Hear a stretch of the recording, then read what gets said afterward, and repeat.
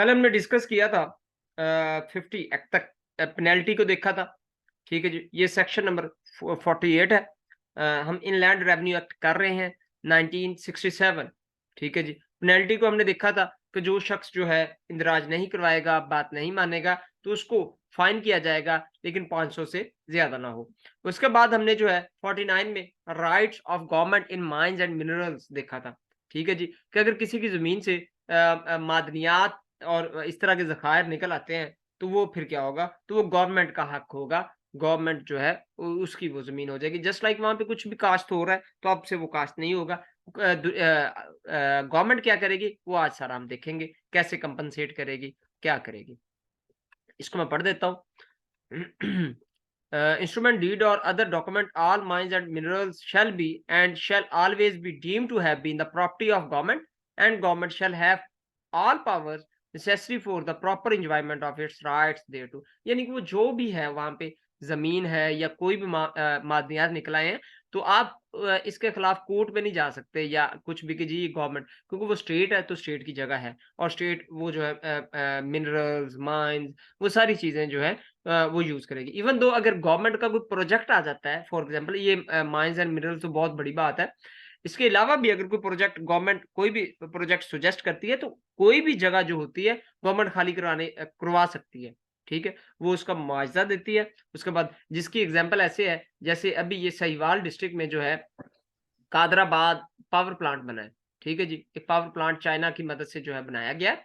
तो उसके लिए जो है सारी की सारी ज़मीन जो है वो ज़रई ज़मीन थी, जिसको जो है खाली करवाया गया।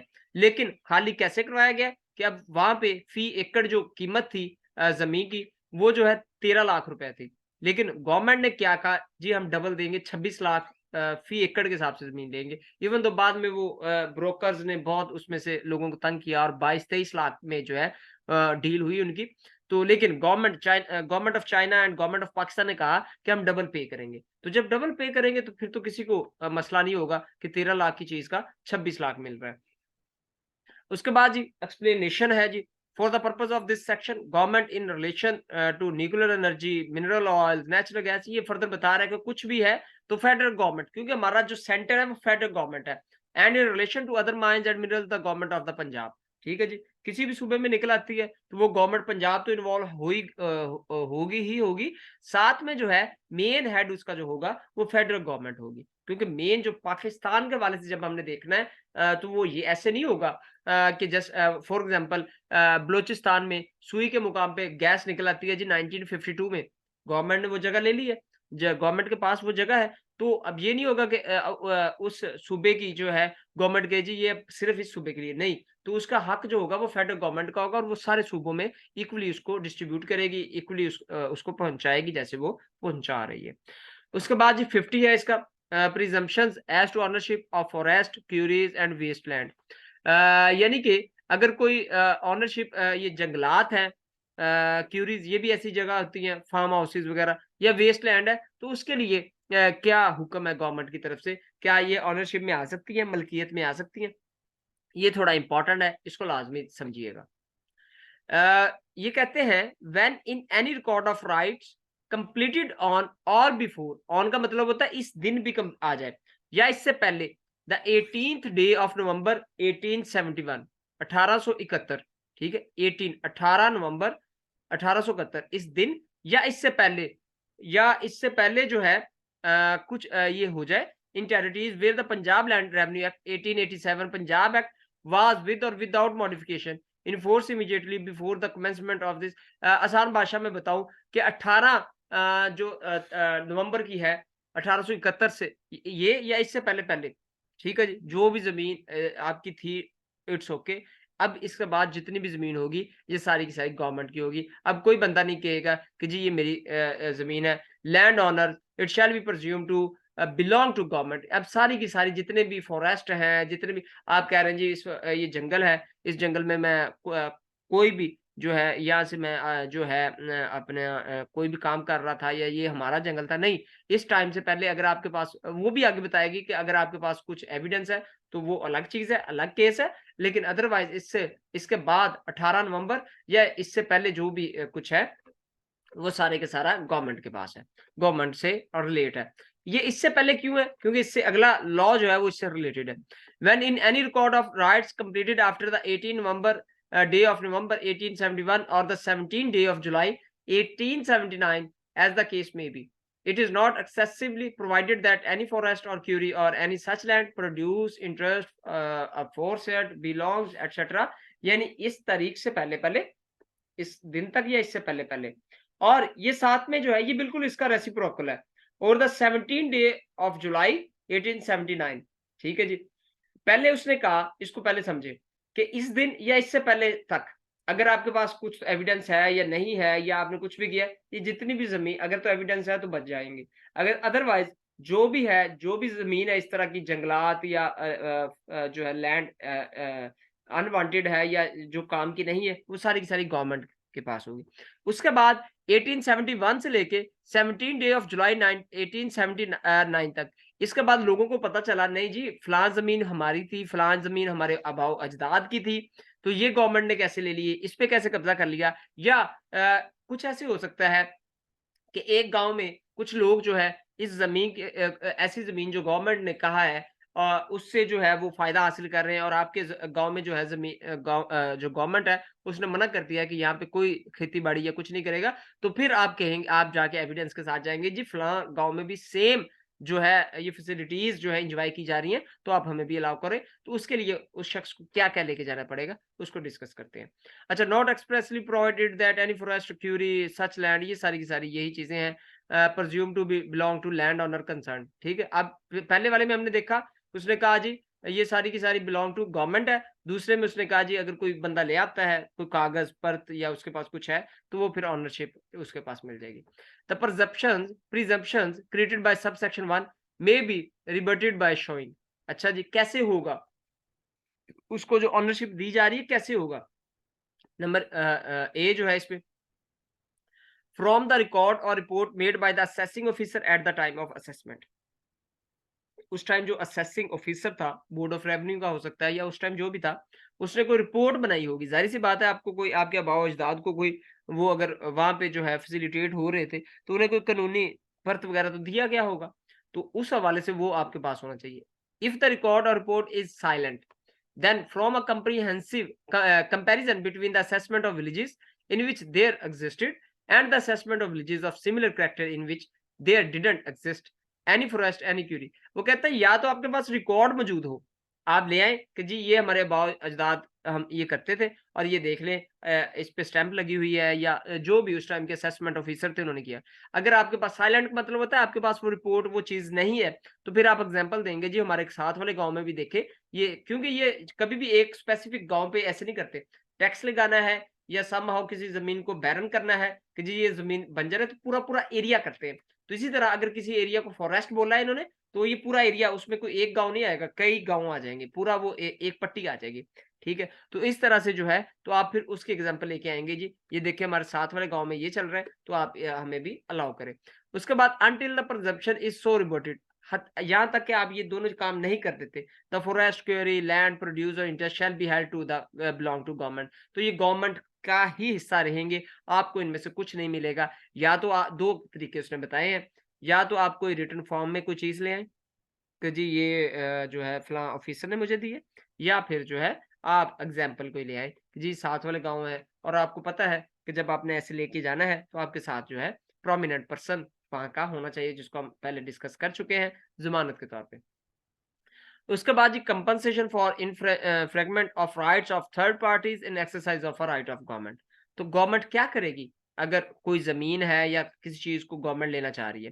When ever in the exercise of any right of government refer to in section 49 and 50, वही चीज जहां से मिनरल्स निकल रहे थे या कोई भी चीज थी, तो वो 49 and 50 sections, the rights of any person are infringed by the occupation और disturbance of the surface of any land, government shall pay or cause to be paid to that person compensation for the infringement। यानी किसी भी जगह पे उन्हें minerals मिल गई हैं, या जैसे मैंने आपको वो कादराबाद पावर प्लांट का बताया, गवर्नमेंट का कोई मूड बन गया है ऐसा, या प्रोजेक्ट आ गया है उनका ऐसा किसी दूसरे मुल्क के साथ या अपना, तो वो लोग जो है पाबंद हो गए कि वो पे गवर्नमेंट जो उनको पे कर रही है वो उसके अकॉर्डिंग जो है वो जगह खाली करे। उसके बाद compensation shall be determined as nearly as may be in accordance with the province of the land acquisition act 1894, act 1 of 1894। ये सारे के सारे अंग्रेजों ने एक्चुअली जो है ये एक्ट दिए हुए थे, इसलिए ये सारे के सारे, और ये जितने भी हमारे एक्ट हैं जैसे 1967 इन लैंड रेवेन्यू एक्ट, तो बहुत सारा यहाँ से एब्स्ट्रैक्ट किया गया है। ये जैसे आपको नजर आ रहा होगा 1894, ये मॉडिफाई नहीं किया गया बाद में, इसको एज इट इज जो है कर दिया गया है कि जी कॉमन सेंस है। अब 1944 जो है उसके बाद ये एक्ट ऐसे ही चलता आ रहा है। उसके बाद जी 52 है presumptions in favour of entries in records of rights and periodical records. ठीक है जी, तो जो है ये एंट्रीज कैसे करेंगे रिकॉर्ड में, और जो इंतकाल का रिकॉर्ड है उसमें कैसे। An entry made in record of rights in accordance with the law for the time being in force, उस कानून के मुताबिक होंगी जो उस टाइम कानून वहां पे चल रहा होगा। और in a periodical record in accordance with the province of this chapter and the rules made by thereunder shall be presumed to be true until the contrary is provided or a new entry is lawful substituted therefore। यानी जो भी कानून वहां पे चल रहा है उसको फॉलो किया जाएगा, हत्ता कि जब तक उसमें मॉडिफिकेशन ना कर दी जाए या गवर्नमेंट जो है कोई न्यू लॉ ना दे दे तब तक यही चलेगा। उसके बाद 53 है जी, suit for declaratory decrees by person aggrieved by an entry in a record. अगर किसी पर्सन को मसला है तो ये डिग्री कर सकता है, अदालत से रजू कर सकता है। If any person considered himself aggrieved by an entry, वो परेशान है या वो नाराज है तो वो क्या करेगा, in a record of right और in a periodical record as to any right of which he is in possession he may institute a suit for a declaration of his right under chapter 6 of the specific relief act 1877। तो उसको ये कानून बकायदा relief देता है कि जी आप अदालत से रजू करें। उसके बाद है जी सप्लीमेंटल प्रोविजंस। ये सप्लीमेंटल प्रोविजन ये बिल्कुल वैसे ही हैं जैसे रिकॉर्ड्स हमने किए, लेकिन ये कुछ ऐसे होते हैं कि बहुत सारे एरियाज की, जैसे मैंने पहले अर्ज किया कि उनकी जो है वो इकट्ठी असेसमेंट कर ली जाती है और वो सप्लीमेंट्री सारे उस जगह पे, उस सूबे पे, उस सिटी पे लागू हो जाती है। 54 इसका सेक्शन है records of rights and periodical records for groups of estates. ठीक है जी, तो ये board of record of rights है, periodical records हैं for groups of estate। इसको थोड़ा पढ़ लेते हैं। The Board of Revenue may by notification direct that a record of right shall be made for any group of neighboring estates instead of separately for each of such states, and thereupon the provision of this chapter with respect to record of rights and the periodical record for an estate shall so far अगर किसी को colour ना किया गया हो, it's mean यही होता है कि मेन हेडिंग ही पढ़ लें, वही इनफ है, क्योंकि इसमें इसी हेडिंग को एक्सप्लेन किया गया है कि रिकॉर्ड ऑफ राइट्स जो उसका जमीन का हक होगा एंड पीरियोडिकल रिकॉर्ड होगा तो उसको कैसे डील करना है, तो वो सिंपली उसका रिकॉर्ड बनाया जाएगा। उसके बाद 54 ए है, ये इंपॉर्टेंट है, इसके बारे में पूछा जा सकता है। Power to call for information. Information कौन सी, कि आपको कागजात मंगवाए जा सकते हैं, तो ये जो है पावर है, किसकी पावर है, गवर्नमेंट की पावर है। The board of revenue may by notification require a land owner और a class of land owners. ठीक है, वो लैंड ओनर को या क्लास जो भी उससे रिलेट करता है, टेनेंट है या जिसके पास भी वो चीज़ है, कागज़ है, तफ्तीश करनी है, इसको हम पहले भी डिस्कस कर चुके हैं, इन्वेस्टिगेट करना है, तो वो बुला सकता है, उसके पास पावर है। To furnish such information as to extend of his or their ownership of land, यानी उनके जो नाम के कागजात हैं वो मंगवा सकता है। whether such land is situated wholly within the province or partially within the province and partially outside the province in such form and manner within such time and to such persons or authority as may be specified in the notification। so उसे notify किया जाएगा, notification दिया जाएगा कि आप फलां फलां चीजें लेके फलां जगह पे आ जाए। whoever feels without reasonable cause to furnish the information। अगर कोई शख्स प्रॉपर रीजन नहीं दे पाता और ये चीजें वो नहीं फराहम करता, फेल हो जाता है, तो क्या होगा। required under subsection 1 or furnish information which he knows or has reason to believe to be false or omits to give any information material for the purpose for which it is required shall be punished। तो उसको punish किया जाएगा, simple सी बात है, अगर वो नहीं करेगा तो उसको पनिश किया जाएगा with simple imprisonment for a term which may extend to 2 years or with fine or with both। या तो उसको जेल में डाल दिया जाएगा, 2 साल तक जेल हो सकती है उसको, ये वहां का जो है उस टाइम का ऑफिसर डिसाइड करेगा, या फिर उसको फाइन भी किया जा सकता है, या फिर दोनों चीजें की जा सकती हैं।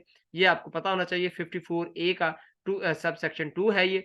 ठीक है जी, जिसमें ये पनिश किया जाएगा। No court shall take cognition of an offence punishable under this section. अगर किसी शख्स को ये पनिश कर देते हैं तो कोर्ट उस मामले में नहीं आएगा। Except on a complaint in writing by revenue officer specially और generally empowered in this behalf by the board of revenue। ठीक है, या ये हो सकता है कि जी बोर्ड ऑफ रेवेन्यू को राइटिंग एप्लीकेशन दी गई है और बोर्ड ऑफ रेवेन्यू जो है अपने बिहाफ पे जो है उसको एम्पावर करे कि जी हाँ, इसका फैसला होना चाहिए, तो वो होगा। क्योंकि हमने जब देखा था, स्टार्ट में पढ़ा था कि ये बोर्ड ऑफ रेवेन्यू का जो ऑफिसर होता है, इसके पास मजिस्ट्रेट के इख्तियारात भी होते हैं। किसी को भी अरेस्ट करने के इख्तियारात दे सकता है। आम पर्सन किसी पर्सन को अरेस्ट नहीं कर सकता। उसके लिए ज़रूरी होता है, उसे मजिस्ट्रेट से जो है, उसके वारंट लेने पड़ेंगे। ठीक है? तो ये जो है रेवेन्यू ऑफिसर जो है, ये मजिस्ट्रेट के इख्तियारात भी इसके पास होते हैं कि ये जो है, किसी भी शख्स को अरेस्ट करने का मजाज होता है, अरेस्ट करवा सकता है। ये नहीं होगा कि इसने अरेस्ट करवाना है तो अदालत से इसको पहले रुजू करना पड़ेगा। आपने अक्सर देखा होगा असिस्टेंट कमिश्नर्स अक्सर जगहों पे जाते हैं, ये फ्रूट मंडीज और ये वो चीजें, तो वो जो है किसी भी शख्स जो बदतमीजी करे या बात ना माने या जो है फॉल्टी पाया जाए, तो वो साथ ही गाड़ी में बिठा लेते हैं, जी इस पे FIR दे। उसके बाद अरेस्ट कर लेते हैं उसको। उसके बाद है जी powers to make rules respecting records and other matters connected therewith. तो ये जो है पावर्स टू मेक रूल्स बनाने की पावर्स जो है respecting records and other matters, record से रिलेटेड, और ये किसके पास है? The board of revenue may with the previous approval of government. ये जो हम स्टार्ट से डिस्कस करते आ रहे हैं कि बोर्ड ऑफ रेवेन्यू ये काम कर सकता है, लेकिन अप्रूवल उसको चाहिए होगी गवर्नमेंट की। Prescribing the language in which records and registered under this chapter are to be made. Prescribing the form of those records and registers and the manner in which they are to be prepared, signed and attested। ठीक है जी, board of revenue कर सकता है, लेकिन इसके लिए इसको जो है प्रोविंशियल गवर्नमेंट की जो है वो चाहिए होगी, अप्रूवल चाहिए होगी। For the survey of the land so far as may be necessary for the preparation and correction of those records and registers for the conduct of inquiries, और ये वो सारी चीजें उसमें सर्वे करेगा और ये वो चीजें आ जाएंगी। Generally for the guidance of revenue officers and village officers in matter, जो गाइडलाइंस दी जाएंगी रेवेन्यू ऑफिसर्स को और विलेज ऑफिसर्स को pertaining to records and registered mentioned और referred to the this chapter. यानी उनको मेन काम तो रिकॉर्ड मेंटेन करना है। उसके बाद ये चैप्टर 7 है, हमें पता है इसके टोटल जो है 15 चैप्टर्स हैं। चैप्टर 7 पे आज हम पहुंच चुके हैं और यानी 50% हमारा हो गया है ऑलमोस्ट। असेसमेंट, और इवन तो ये जस्ट 7-8 चैप्टर तक है, आगे बहुत छोटे-छोटे इसके जो है वो हैं। उसके बाद असेसमेंट ऑफ लैंड रेवेन्यू की जो है असेसमेंट कैसे करेंगे, ये भी 60 तक हम करते हैं, देन इंशाल्लाह हम फिर फर्दर करेंगे। Assessment of land revenue, all land to whatever purpose applied and whatever situate is liable to the payment of land revenue to government except. ठीक है जी, गवर्नमेंट से रिलेट होगी, किसके अलावा? Such land as has been wholly exempted from that liability by special contract with government or by the provisions of any law for the time being in force। ठीक है, वो जमीन इसमें नहीं आएगी जो किसी जमीन के साथ एग्रीमेंट गवर्नमेंट का हुआ है किसी शख्स के साथ, या फिर जो है वहां पे कोई लॉ इन्फोर्स किया गया है, तो उस पे वो जो है वो जमीन इसमें असेसमेंट में नहीं आएगी। फॉर एग्जांपल, जैसे हम पहले डिस्कस कर चुके हैं, मिनरल्स या कुछ ऐसी जमीन है जहां से मिनरल्स निकल रहे हैं, गवर्नमेंट ने ले ली है और वो किसी थर्ड पार्टी के पास है वो जमीन, तो क्योंकि बहुत सारी रिकॉर्डिक केस जैसे था, आपने देखा होगा, जिसमें ये पाकिस्तान को प्लेंटी से बड़ी मुश्किल से बचाया गया। ठीक है, तो इस तरह की कंपनीज बड़ी-बड़ी जो है ये एग्रीमेंट करती हैं और फिर वहाँ के अपनी मशीनरी के साथ काम करती हैं। Such land as it includes in village side, जो विलेज साइड में होगी, such land as it includes cantonment limits. Cantonment का आपको पता है, ये जो आर्मी के कैंट होते हैं इस एरिया में, और ये मोर ऑफ द टाइम ये जिस तरह ओकाड़ा कैंट है इधर सेवाल डिस्ट्रिक्ट के साथ, तो बहुत सारा एरिया इन्होंने कवर किया है। ममनू इलाका उसको बोलते हैं, जहाँ पे ये अपनी एक्सरसाइजेज करते हैं और उस इलाके में प्रैक्टिसेस और मोर्चे और ये वो सारी चीजें करते हैं। और इवन दो आपको एक और चीज बताऊं, ये कंटोनमेंट जो है इनका, ये हमारे गांव में इवन दो हमारी जो है जमीनें इनके बिल्कुल साथ है, तो इवन तो फासला तो है, लेकिन लास्ट टाइम जो है ये इनके कुछ ऑपरेशंस चल रहे थे, एक्सरसाइजेज ये कर रहे थे, तो ये इवन दो उन्होंने कहा जी आप न्यू एरियाज में जाएं, इवन दो जो ममनू इलाका है उसके अलावा जो हमारी जमीनें इनके साथ है, ये वहां तक आए और ये जिस तरह गन्ने की फसल है या फिर मकई की फसल है, जो बिल्कुल तैयार फसलें थी, उनके बीच में इन्होंने टेंट्स लगाए। ठीक है, अपने खेमे लगाए कि जी हम जंग का माहौल बनाया हुआ है इन्होंने, ठीक है? तो इन इन ये और सेकंडली इनसे जो है आप किसी भी रेवेन्यू ऑफिसर, कोर्ट ये वो किसी से नहीं कह सकते क्योंकि स्टेट का मामला होता है। हाँ ये चेंज ज़रूर कर देते हैं अगर आप पर्सनली रिक्वेस्ट कर लें कि जी यहाँ नहीं आप थोड़ा-सा इस साइड पे लगा लें, अदरवाइज़ ये मानते-मुनते किसी के नहीं होते। तो ये बहुत सारी जगहों पे इन्होंने जो है सेंटर में जाके लगाए हैं और जिन लोगों ने जो है वो बात नहीं सही की, बदतमीज़ी की, इन्होंने बहुत सारी जो है फसलें वहाँ पे तबाह भी की हैं उनकी। यानी कि जहाँ 1 खैमा लगाना था 3-4 लगा लिए। अच्छा जी, उसके बाद ख़ैर ये जो है ज़ाहिर-सी बात है स्टेट को तहफ़्फ़ुज़ दे रहे हैं, तो इस तरह की एक्सरसाइज़ेज़ तो होनी बनती हैं। उसके बाद जी land on which property tax under the Punjab urban immovable property ठीक है, ये सारी की सारी चीज़ें आ जाती हैं। उसके बाद वेस्ट एंड बैरन लैंड है, not under cultivation for a continuous period of not less than 6 years immediately before the date of notification of general assessment or reassessment under section 59. इसी तरह such land shall not be liable to the payment of land revenue for a period of 6 years from the date is so brought under cultivation ठीक है 6 साल का time period जहाँ पे होगा वहां पे इसकी असेसमेंट इसमें शामिल नहीं होगी land revenue shall be assessed in cash land revenue में be assessed as a fix annual charge payable in lump sum और बाय इंस्टॉलमेंट्स और in the form of prescribed rates पर एकड़ और अदर यूनिट ऑफ एरिया यानी कोई भी ये पर एकड़ का भी हिसाब लगा देते होते हैं या फिर ये जो है जैसे हमने पढ़ा था खेवट है खतूनी है तो ये पूरे जो है असेसमेंट के थ्रू कर देते हैं 56 ये है जी एग्जेप्शंस ऑफ लैंड रेवेन्यू एग्जेप्शंस कैसे हैं इसकी कैसे होंगी तो जो है इसमें इरिगेटेड लैंड नॉट एक्सीडिंग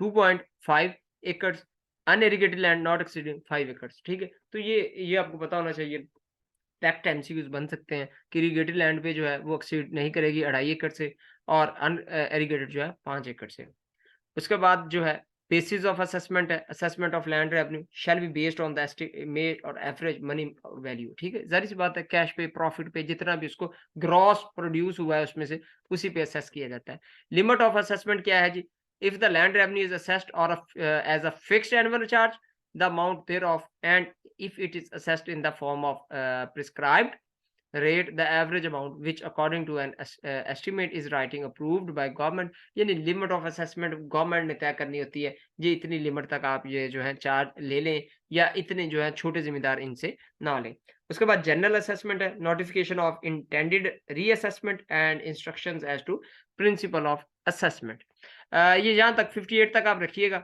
इसको फर्दर जो है हम डिस्कस करेंगे इंशाल्लाह नेक्स्ट लेक्चर में और यहाँ तक जो है ये रखिएगा इसको जो है साथ-साथ आप करते जाएँ अदरवाइज़